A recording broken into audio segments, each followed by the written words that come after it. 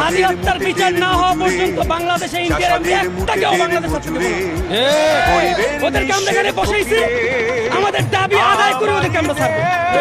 রক্ত দেওয়া লাগলে রক্ত দিব, জীবন দেওয়া লাগলে জীবন দিব, রাজপথ থেকে এক চুল আমরা সরব না। হাদি ভাই মারা গেল, তার বিচার করতে পারেন না। এক শুক্রবার থেকে কত শুক্রবার আসলো, আপনার জামাতের আইডি হ্যাক হয় সেটা খুঁজে বাইর করতে পারেন মিয়া। কাহিনী করেন, বাংলাদেশ কি কাহিনী করার জায়গা? সংবিধান আমাদের হাতে দেন, আমরা দেখি। আপনাদেরকে বসালাম আমরা। শুয়ারের চামড়া খুলে হরিণের চামড়া লাগাইলি এটা হরিণ হয় না। শুয়ারের লুকটা পুলিশের আজকে আবার তারা দেখিয়েছে।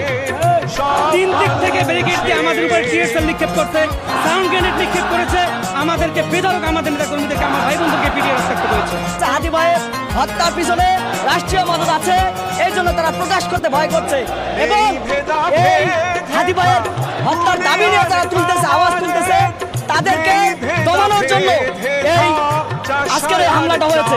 অর্থাৎ এই সরকার, এই অন্তর্বর্তী সরকারকে বলবো, আপনাদের অবস্থান আপনারা ক্লিয়ার করুন।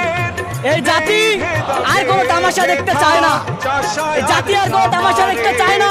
আমরা বিচার চাইতে এসে যেইভাবে নেককারজনক হামলার শিকার হয়েছি, এখন আমরা সন্দেহ করছি যে হাদি হত্যার সাথে সরাসরি ইন্টেরিয়াম জড়িত, এই রাষ্ট্র জড়িত, এই প্রশাসন জড়িত।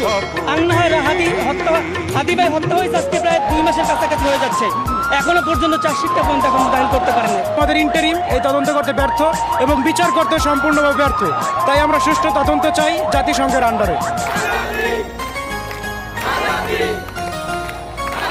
লাঙ্গলের সাথে আর চাকা ঘোরে এক তালে, এক হয়ে মিশে গেছি আমরা সেজে কোন কালে।